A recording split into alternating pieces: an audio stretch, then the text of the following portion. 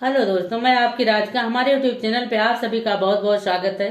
नवरात्रि की आप सभी को बहुत बहुत शुभकामनाएं। और माता जी से मैं यही प्रार्थना करती हूँ कि मेरे जितने भी दर्शक हैं सभी के घर में माता रानी खुशियाँ भर भर के दें, अच्छा स्वास्थ्य दें, सभी कष्ट दूर करें।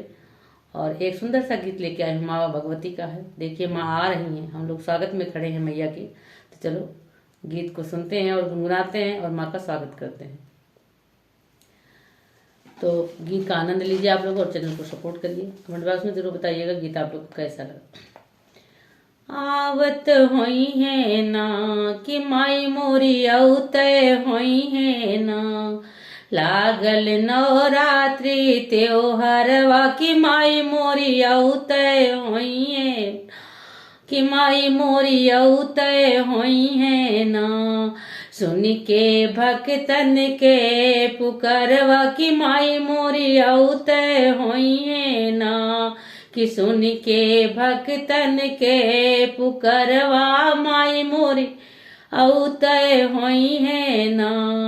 मैया के मथवा पे टीका बिराजे, मैया के मथवा पे टीका जे लगा के सिंदूरा लाल की माई मोरी अवतय हुई है ना, कि लागल नवरात्रि त्योहारवा की माई मोरी अवतय हुई है ना। सुन के भक्तन के पुकारवा की माई मोरी अवतय हुई है ना। मैया के गलवा में हरवा बिराजे, मैया के गलवा में हरवा बिराजे, पहिन के नथिया लाल की माई मोरी अवतय होई है ना। सुन के भक्तन के पुकारवा की माई मोरी अवतय होई है ना। लागल नवरात्रि त्योहारवा की माई मोरी अवतय होई है ना। मैया के हथवा में चूड़ा बिराजे, मैया के हथवा में चूड़ा बिराज, लगा के मेहंदी लाल की माई मोरी अवतय होई है ना, कि माई मोरी अवतय होई है ना। लागल नवरात्रि त्योहारवा की माई मोरी अवतय होई है ना। सुन के भक्तन के पुकारवा की माई मोरी अवतय होई है ना।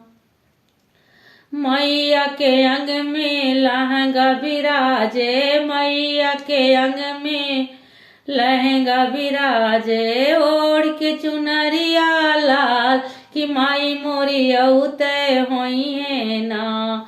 ओढ़ के चुनरिया लाल की माई मोरी अवतय होई है ना। सुन के भक्तन के पुकारवा की माई मोरी अवतय होई है ना। लागल नवरात्रि त्योहारवा कि माई मोरी अवतय होई है ना। मैया के पैरों में भजनी पयलिया, मैया के पैरों में भजनी पयलिया, लगा के महावर लाल की माई मोरी अवतय होई है ना। लागल नवरात्रि त्योहारवा की माई मोरी अवतय होई है ना। सुन के भक्तन के पुकारवा की माई मोरी अवतय होई है ना। लागल नवरात्रि त्योहारवा की माई मोरी अवतय होई है ना।